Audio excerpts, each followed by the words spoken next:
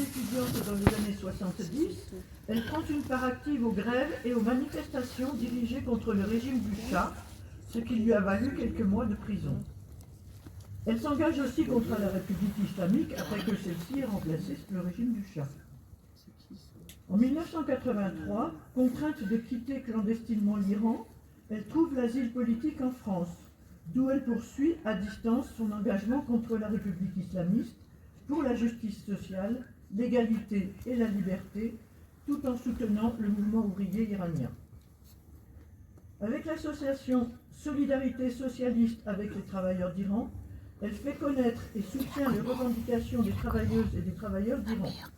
Dans le cadre de cette association, elle travaille notamment avec le collectif intersyndical français pour l'Iran, composé des syndicats Solidaires, CGT, FSU, CFDT et UNSA.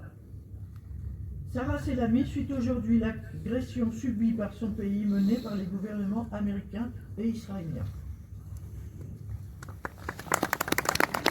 Et iranien aussi.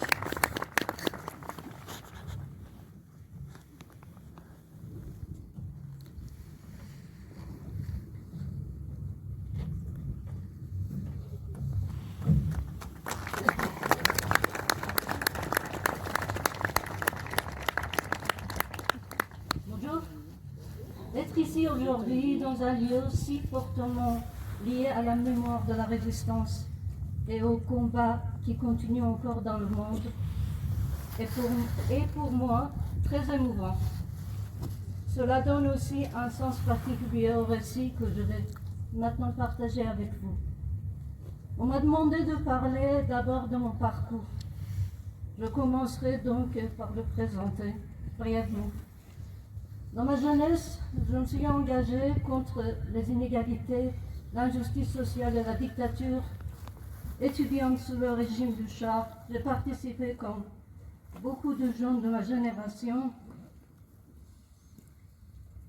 à des activités politiques interdites. Cet engagement s'est poursuivi malgré la répression de la SAVAK, la police secrète, la police politique de Shah, et un passage en prison. À partir de 1976, j'ai pris part, à l'instar de beaucoup d'autres, au mouvement révolutionnaire qui s'est développé en Iran à travers les grèves ouvrières et les manifestations populaires. Je me suis engagée dans ce mouvement avec l'espoir qu'il ouvre la voie à une société plus égalitaire, plus juste et plus démocratique. Après le renversement du Shah en février 1979, cet engagement s'est poursuivi. Lorsque la République islamique, le nouveau régime, a commencé à confisquer la révolution et à réprimer ses acquis, je me suis opposée à ce nouveau pouvoir autoritaire en participant aux mobilisations contre le démantèlement des conseils ouvriers, contre l'imposition du voile obligatoire et la mise à l'écart des femmes, et contre la destruction des structures politiques et sociales issues de la révolution. Je me suis également engagée aux côtés du mouvement révolutionnaire et populaire au Kurdistan iranien. Ce mouvement était né pendant la révolution et poursuivi après l'arrivée au pouvoir de la République islamique. Enseignante au Kurdistan, j'y suis restée jusqu'à l'occupation de cette ville par l'armée, avant de poursuivre ailleurs des activités clandestines au sein de la même organisation. Après le déclenchement de la guerre Iran-Irak en 1980, la République islamique a utilisé la guerre pour consolider son pouvoir et écraser toute opposition. Les arrestations massives, les emprisonnements, la torture et les exécutions des opposants politiques sont multipliées chaque jour. J'ai poursuivi cet engagement aussi longtemps que possible, à l'image de beaucoup de militants de gauche, jusqu'à ce que l'intensification de la répression nous contraigne à quitter l'Iran. Depuis mon arrivée en France en 1983, j'ai continué ce combat avec d'autres camarades, sous d'autres formes, en donnant une place centrale aux luttes des travailleurs et travailleuses en Iran. Mais cet engagement a toujours aussi porté les luttes pour les droits des femmes, pour les libertés démocratiques et pour toute forme de justice sociale. Si nous avons poursuivi, si j'ai poursuivi cet engagement en France, c'est aussi parce que les causes de notre lutte en Iran existent toujours. La République islamique maintient un ordre capitaliste dictatorial fondé sur les inégalités, la corruption et la répression. Pendant qu'une minorité accumule des richesses immenses, la majorité de la population subit la brutalité sociale des politiques néolibérales.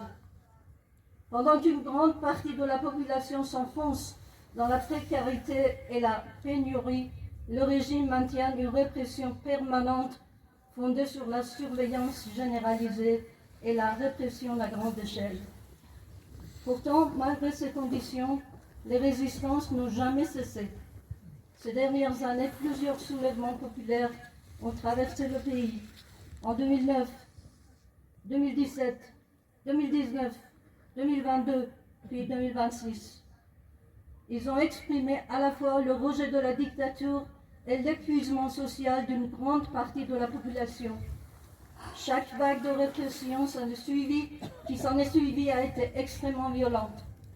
La dernière en date a fait des milliers de morts, des milliers d'arrestations et entraîne toujours des exécutions. Depuis plusieurs années, ce cycle de soulèvement et de répression marque profondément la société iranienne. Dans ce contexte, les travailleurs et les travailleuses sont parmi les premières victimes de la crise sociale. La précarité, les bas salaires et la vie chère rendent les conditions d'existence de plus en plus intenables. La vie quotidienne est devenue une lutte permanente pour se loger, se nourrir, se soigner, à répondre aux besoins les plus élémentaires, non seulement pour les chômeurs et chômeuses et les retraités, mais aussi pour la majorité des salariés, au point que beaucoup doivent cumuler plusieurs emplois pour survivre. Cette situation est aggravée par la répression des libertés syndicales. Les organisations indépendantes ne sont pas reconnues et celles qui existent sont empêchées de fonctionner. Les militants syndicaux sont harcelés, arrêtés et même emprisonnés en permanence. Pourtant, malgré ces obstacles, les résistances du monde du travail n'ont jamais cessé. Ouvrières, ouvriers, enseignantes, enseignants, infirmières, infirmiers, retraités continuent de se mobiliser par des grèves et des rassemblements pour les salaires, les retraites, les conditions de travail et en général contre l'injustice sociale. Avec mes camarades en exil, nous essayons de faire connaître ces luttes au-delà des frontières et de construire des solidarités, notamment avec les syndicats et les mouvements sociaux en France. Enfin, et ce n'est pas le moindre désastre, la guerre de 40 jours, bien sûr suivie par celle de 12 jours, est venue s'ajouter à toutes les autres. Dès le premier jour, dès les premières heures de l'agression israélo-américaine contre l'Iran, une école primaire à Ninave a été bombardée et plus d'une centaine d'enfants ont été tués. Par la suite, des hôpitaux, des quartiers résidentiels, des usines, des ports, des routes et des infrastructures pétrolières, énergétiques ont été détruites par des frappes israélo-américaines, tandis que de nombreux civils y perdaient la vie. Avec cette guerre, la crise sociale que je viens d'évoquer s'est encore aggravée. Des millions de personnes ont été plongées dans davantage d'insécurité, de chômage, de pénurie et d'angoisse permanente. L'effondrement d'une partie des infrastructures, l'explosion des prix et les coupures répétées d'Internet ont encore renforcé la détresse de la grande majorité de la population. Cette guerre, qui s'inscrit dans une lutte pour l'hégémonie régionale, dépasse largement les frontières de l'Iran. Ces conséquences se font bien sentir au-delà du Moyen-Orient. Hausse des prix de l'énergie, aggravation de la pauvreté dans de nombreux pays dépendants des importations énergétiques, agricoles et alimentaires. Le régime iranien, qui participe lui aussi à cette logique de domination, utilise la menace extérieure comme un instrument supplémentaire de contrôle et de répression intérieure. Finalement, il s'agit d'un affrontement entre des forces d'extrême droite, celles de la République islamique d'Iran et celles qui lui sont opposées, les extrêmes droites américaines, israéliennes et le courant monarchiste de l'opposition iranienne, tandis que ce sont les peuples d'Iran qui en paient le prix, comme si le seul choix laissé au peuple était de choisir entre leurs bourreaux. Je viens donc d'un monde où les peuples sont pris entre plusieurs formes de domination. Pourtant, je reste convaincue que l'avenir ne s'écrit pas dans les enjeux géopolitiques, dans la violence des puissances et des États, faite de guerre, de domination et de destruction, mais dans la solidarité entre les peuples. C'est aussi dans cette solidarité que moi, mes camarades et moi, poursuivons notre engagement depuis notre exil en France. Merci beaucoup. Bravo!